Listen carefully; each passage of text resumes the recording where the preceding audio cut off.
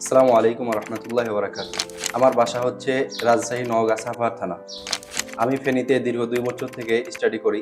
আমার অনেক আগে থেকেই এই ভিডিও এডিটিং বা এডিটিং এর প্রতি একটা অ্যাটাচ ছিল আমার। ওই জায়গা থেকে আমি এডিট করতাম। তারপর আমি এডিটর খুঁজতাম যে আমি প্র্যাকটিক্যালি কোনো জায়গায় যেয়ে যদি এডিট করতে পারি তাহলে বেটার হবে অনলাইনের থেকে। কারণ তারা স্টেপ বাই স্টেপে দেখিয়ে দিবে। এইজন্য আমি অনেক খোঁজাখুঁজি করছিলাম। তো আমি ভাবছিলাম যে কাছাকাছি কোথাও একটা যদি ওরকম অফিস পাই। তো আমি এর আগে অ্যাড দেখছি ক্রিয়েটিভ আইটি স্টুডিওর বা ওখানকার অফিস যেটা ঢাকাতে অবস্থিত। তো আমি কাছাকাছি চাচ্ছিলাম যেহেতু আমি প্র্যাকটিক্যালি শিখবো হাতে কলমে যেটাকে বলে। তো এটা আমি স্ক্রল করতে করতে একটা সময় সজীব ওমর ভাইয়ের হ্যাং আইটির ভিডিওটা আমার সামনে আসে। ভিডিওটা আমি অনেকক্ষণ দেখলাম, মোশন দেখলাম, সাবটাইটেলগুলো দেখলাম।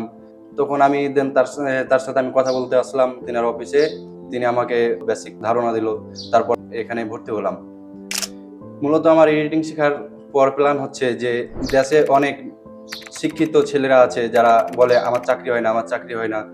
অনার্স মাস্টার্স করা ছেলেরা বসে থাকে যে আমার চাকরি হয় না। আরে ভাই, মূলত চাকরিটা কেন করতে হবে?